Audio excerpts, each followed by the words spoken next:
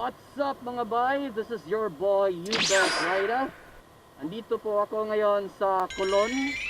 Now sa mga hindi nakakaalam, ang Colon po ay ang oldest street sa buong Pilipinas. So way back sa Spanish era pa po ito, Spanish times, nandito na po ang street na ito kung hindi ako nagkakamali.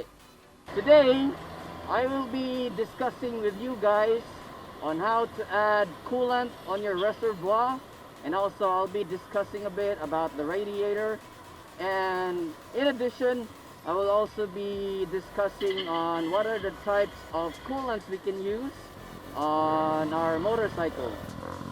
Now if you guys are new to the channel, please do not forget to subscribe. My channel basically talks about everything that you need to know about the Game Changer. You can check my video playlist and you'll be able to see or learn a lot of things about the Game Changer, and check it out, and please do not forget to subscribe. Okay, now without further ado, let's get into it.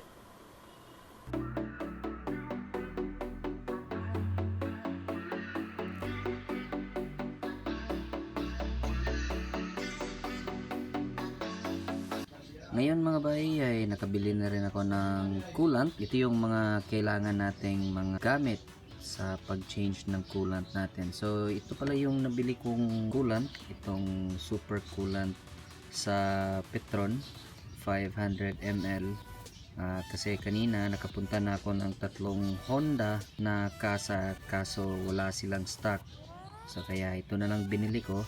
Ito ay isang concentrated na coolant, so kailangan nyo pang dagdagan ng tubig. So base sa instructions dito, ang sabi ay recommended proportion is 1 part coolant for every 3 parts of water. So i-explain ko mamaya kung paano gagawin. Okay, so ito yung mga need natin. Ito yung empty na bottled water. Dito natin ilalagay yung mix ng distilled water at saka ng coolant. Tsaka ito yung syringe, at tsaka ito, hindi po ito muriatic acid. Ito po isang distilled water, at tsaka ito yung screwdriver. Ang nagastos ko po nito ay sa coolant ay 145, sa distilled water naman ay 15, at tsaka ito yung syringe ay nabili ko ng 30 pesos. So all in all, gastos natin is 190 pesos. So let's start at i-demonstrate ko na sa inyo kung paano i-add yung coolant at ano yung mga dapat natin malaman. By the way mga bay, meron palang dalawang klaseng coolant. Yung coolant na gamit ko ngayon ay isang concentrated coolant. Yung pangalawang klase naman ay pre-mix, kung saan hindi nyo na kailangang mag-mix-mix pa ng tubig. Ito ay ready-made na. Ilalagay nyo lang diretso sa coolant niyo. Ngayon mga bay, ito nga pala yung radiator natin. Okay, ito yun. So hindi ko na tatanggalin yung radiator cover niya kasi mag-a-add lang naman tayo na magta-top up lang tayo ng coolant. Now inside sa radiator ay meron ding coolant. So itong paglalagyan natin ngayon ay magta-top up lang tayo sa reservoir. Okay, so i-check muna natin kung anong level na ng coolant ng nasa loob ng reservoir natin. So una natin gagawin is tatanggalin ito para matingnan natin sa loob. Okay, so simple lang. Pagtanggal nito is itong screw kailangan nyo lang tanggalin. Make sure hindi nyo malulus yung screw, tapos ipupull nyo lang ito para matanggal yung cover niya. Ayun, natanggal na rin. Okay, so ito yung cover niya. Check muna natin yung level niya. At okay, dito pa pala sa lower. Now since nabuksan na natin to, ita-top up na lang natin hanggang sa upper. Okay, now guys, make sure mga bay na hindi kayo magta-top up na more than sa upper level. Okay, so dapat ano siya, hindi more than that. Oh no! Nagulat ako, akala ko nawala yung cover, dito pala na nalaglag lang. Make sure din mga bay na pag magta-top up kayo, make sure na walang mga dust na papasok dito sa loob. And also, make sure na itong cable na to dapat ay nakakonect. Dapat siya sa radiator. Kasi pag hindi nakakonect yan at mauubusan kayo ng coolant sa loob ng radiator at hindi na dadaloy yung coolant ng reservoir papunta dito. So manonotice nyo yung coolant na red symbol sa panel nyo ay magla-light up. So yun lang yung troubleshooting nun. Either wala na kayong coolant sa loob ng radiator o itong cable na to ay natanggal at yung reservoir na rin ay wala ng coolant. So yun lang yung troubleshooting niya. So ngayon mag-mix na tayo ng coolant at saka ng distilled water. Okay? By the way mga bay, since nabuksan nyo na rin yung part na to ng coolant, gamitin nyo na itong chance na linisin din itong mga parts na to.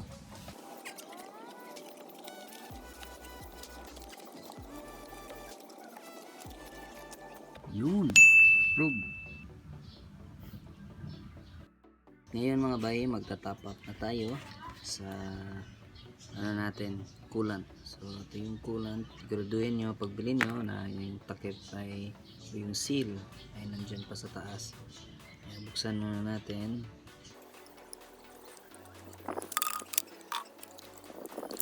Yun, kabukas na.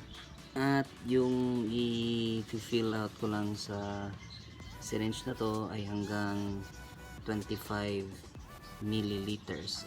So ibig sabihin nun, so pag maglalagay ako ng 25 milliliters na coolant, ilalagay ko na siya sa loob ng bottled water. Yung tubig naman or yung distilled water ay tatlong 25 milliliters na tubig rin ang i-mix natin sa loob. So 1:3, okay? So magdedepende rin yun. So pag 30 milliliters yung ilalagay ninyo na coolant, ay tatlong 30 milliliters din na distilled water ang i-mix nyo. Okay, so ngayon gagawin ko lang is, since nasa lower part lang yung banda ng coolant natin, is 25 lang yung gagamitin natin. Okay, so let's begin.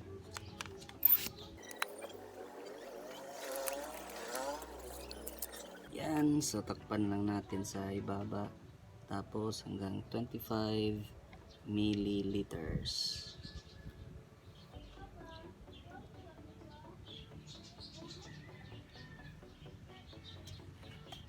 Okay, so nasa 25 milliliters na siya. Lalagay na natin sa dito.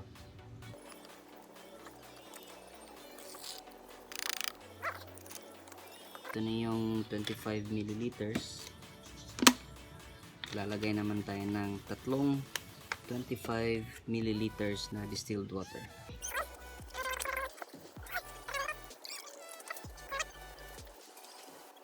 Okay, 25 milliliters.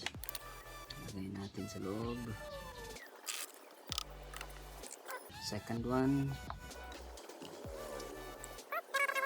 Pangalawang beses na po ito.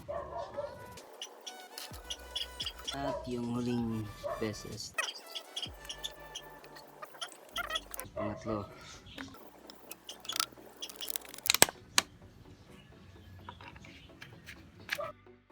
So ayan mga bay, ito na yung tamang timpla niya sa pag-add ng concentrated coolant at saka distilled water. So again, 25 milliliters yung coolant na nilagay ko at saka tatlong 25 milliliters na distilled water din. So bale 75 milliliters na tubig at saka 25 milliliters na coolant. Okay, so lalagay na natin ngayon. So ayan mga bay, magta-top up na tayo sa coolant natin. So tanggalin lang natin yung takip at maglagay na tayo ng coolant. Okay, so again mga bay, so pag may imbudo kayo, pwede rin naman gamitan ng imbudo. So sa case na to, hindi lang ako gagamit. Daan-daan na natin i-top up. So again, make sure na hindi lalagpas sa upper level. Okay, so kung saan yung guhit na upper, dun lang dapat magsta-stop. Okay, so dapat yung tamang level ay nasa dito lang. Okay, dapat nasa upper at huwag nyo nang sobrahan kasi yun ang recommended at yun na rin yung nasa manual ng motor natin.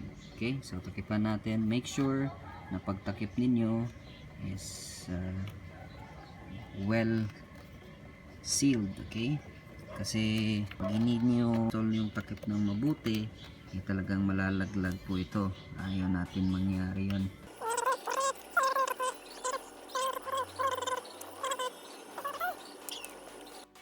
Ayan, so tapos na nating takpan. So well sealed na po siya. So ngayon ibabalik na lang natin yung cover.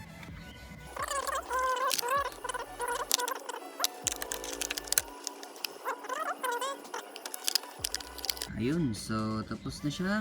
Lagay na natin yung screw ulit.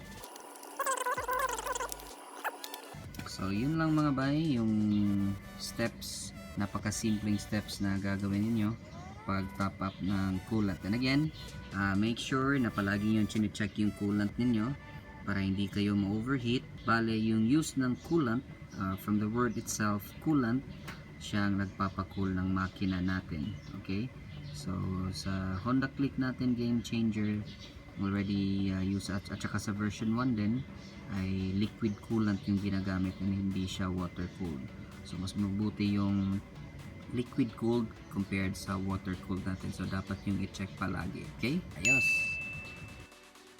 Ayan mga bay. So tapos na nating i-top up yung coolant natin. So sana may natutunan kayo sa vlog na to. Maraming salamat po sa suporta ninyo. At kung nagustuhan niyo po ang vlog, please don't forget to click that like button.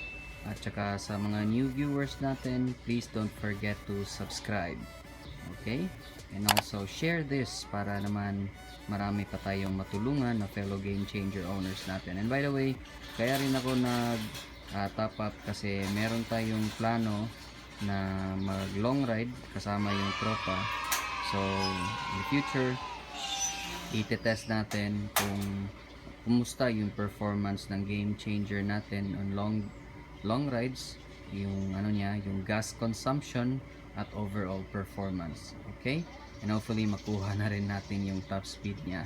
So again, once again mga bay, maraming salamat sa support niyo at ride safe always and enjoy. Happy weekend. Happy